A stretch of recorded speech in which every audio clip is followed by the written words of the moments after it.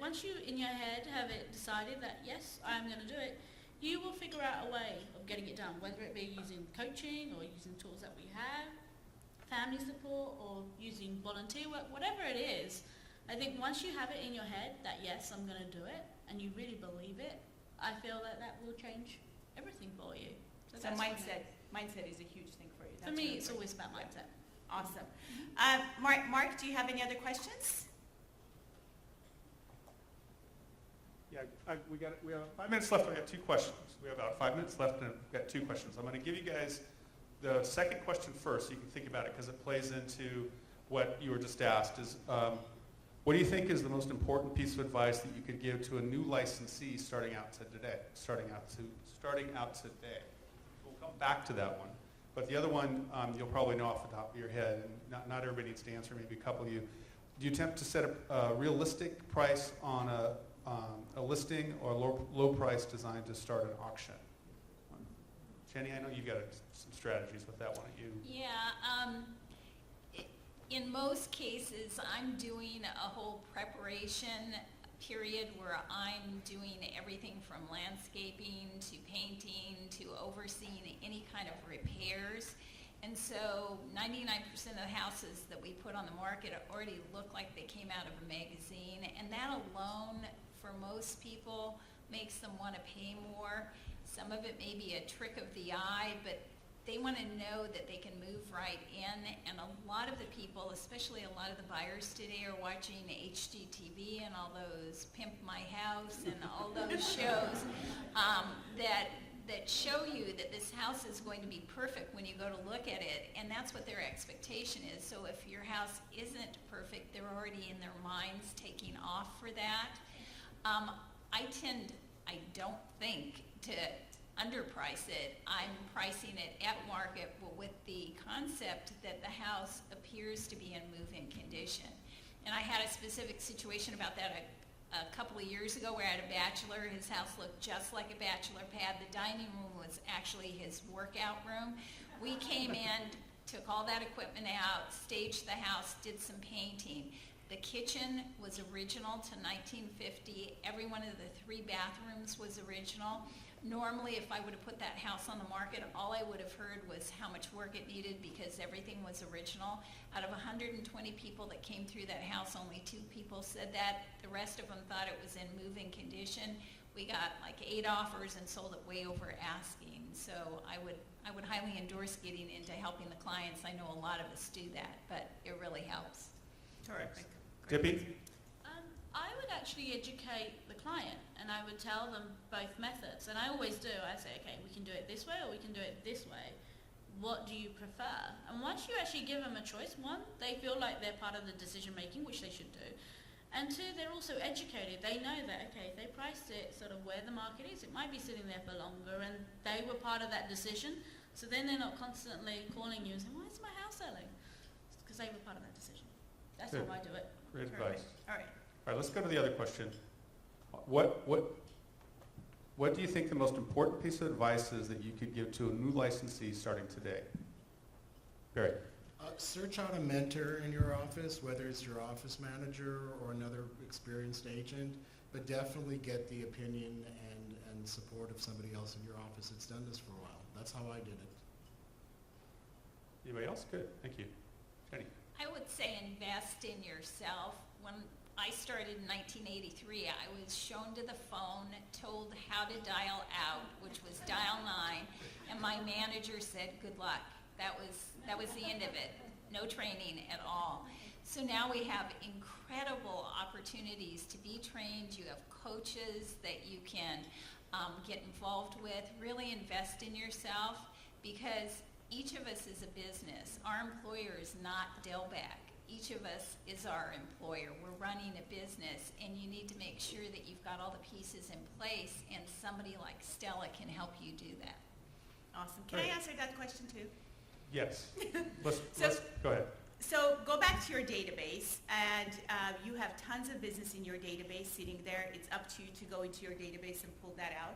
Make sure everybody in your database know that you are in real estate. Second, part of being with Dilbeck is really, you are really not alone. You have a manager completely dedicated to your success. Most of our people, I mean all of our people are really awesome people. There's so much in my office, I see people helping each other out, and I see it in every office. So don't be shy about asking for help when you need help. And, create an accountability thing with your manager. Your manager will love you if you go to your manager and say, this is what I'm committing to doing, will you hold me accountable? They are amazing people, completely dedicated to your success. Really use them to help you get to the next level. Thank you for letting me answer your question. You're very welcome. Thank you for the answer. Well, let's get Sherry and then Dippy, and then we'll segue into the next session, all right? Awesome. Sherry? Well, after you do all of those things, get involved in your community. All the chambers have networking breakfast. Everybody is there to be doing networking. With Dilbeck on the same day. We did. We were signing up on the same day. Yeah, we did. Great decision for both of us, right? Yes. Yes, awesome decision. So last year you had a really awesome year, and you're on track to have another really great year this year. And I know you're a huge fan of our marketing department and Dilbeck in general. Can you share with us what are some things that have contributed to your success over the last couple of years? Sure. Well, first of all, I have to say I love Dilbeck. Over the years, I've been in numerous big corporate real estate agencies, and coming to this was like coming home to a family. The marketing department is amazing. I'm not a graphic artist. I don't have time. I mean, I know that when I have to do a brochure on my own, it could take me 3-4 days, where the marketing department will do it, knock it out in less than an hour. I love to say that Dilbeck's marketing department makes me look better than I am, because the stuff that they put out is amazing. And I'll be doing a roundtable, and I'll show you some of the stuff that they have produced for me over the years. And then coaching. Dilbeck offers coaching like no other company does. Like Jenny was saying, this is a very lonely business. It's basically you and you out there with your clients.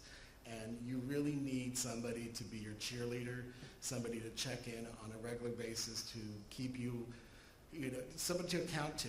And when you're there as a group, in the group setting, it really gives you the opportunity to see how other people are doing it, and then really focus on what you're doing on a day-to-day basis. Since I've started with the coaching with Stella, my business has just gone through the roof. It's like my focus is where it needs to be. I start my day. One of Stella's favorite lines, and I love it, is I didn't work unless I prospected, and that's what I do every day, and that's something that I didn't do in the past. I sort of looked at prospecting as sort of like something to do for an hour or two every week. Well, once I got with Stella, she made me see the importance of that. And by doing that on a regular basis, you are connecting with your sphere of influence, your clients, and you're out there in the world. I never wore my badge. I was sort of embarrassed. I was embarrassed to pass out my business card because I felt I was infringing on their space.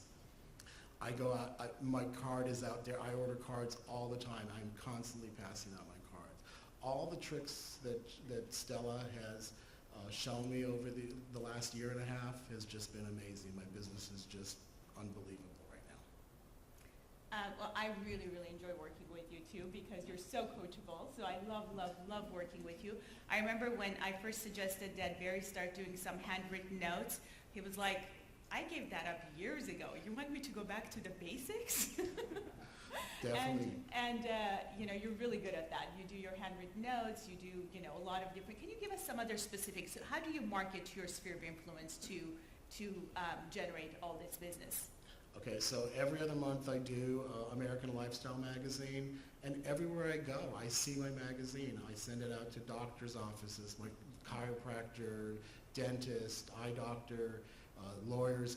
It's just amazing how this magazine sort of has feet. I'll send it to one client and then it'll end up somewhere else. I actually got a referral from somebody in Boston that saw my magazine to a client that I send in Denver, and I got a listing from it. It's amazing how it sort of works, that you just sort of put it out there and you will get the returns. My open houses are like events. I provide food, I raffle off iPads, I get people to come to the open houses because I know that's how I'm going to pick up business. I have a really, I have a way of connecting with the neighbors, and I'm not big on door knocking, but when I do an event, when I do an open house, I have absolutely no problem walking the neighborhood and inviting people. I do a printed invitation, I do door knocking to invite people to the events, and I get constant business from it. Barry, the other day you mentioned, how many names did you add from your last open house to your database? It was a pretty big number. 300. 300 Because people. what I did is I invited everyone. I did a broker's open in the morning, twilight showing in the evening, and with those two events, anyone that had a business card, whether they were real estate or whether they were neighbors, if they wrote, I had a contest that if they guessed what the house would close escrow for, the closest number would win the iPad.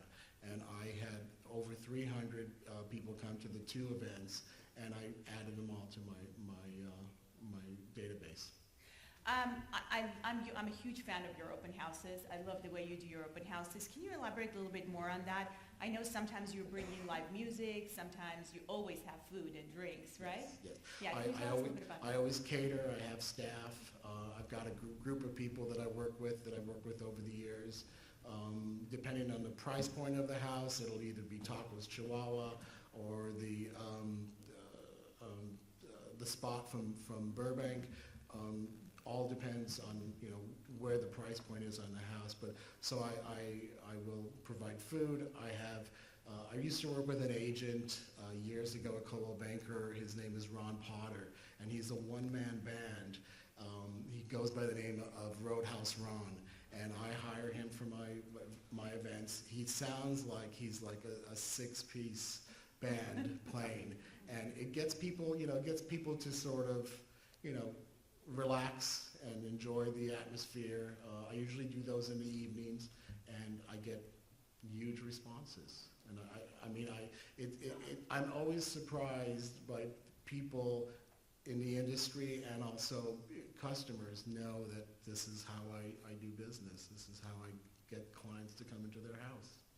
So you're kind of becoming known for this awesome open houses that you're doing, and you find a lot of your sphere comes to your open houses, maybe just to even visit with you and Absolutely. spend time with you, and again, it's an opportunity to connect with them and to remind them again of, and see you in action, basically. Exactly. And back to the marketing point, when I started with Dilbeck, I really didn't have a brand. It was just sort of every brochure changed, everyone had a different look. So I started working with the marketing department to hone my brand, and Rebecca came up with, I showed her all my photos in my files, and she saw a photo of me in a Lotus sports car convertible, and she just thought that was it. Well, it's amazing. I'll go out to Trader Joe's and somebody say, well, where's the Lotus?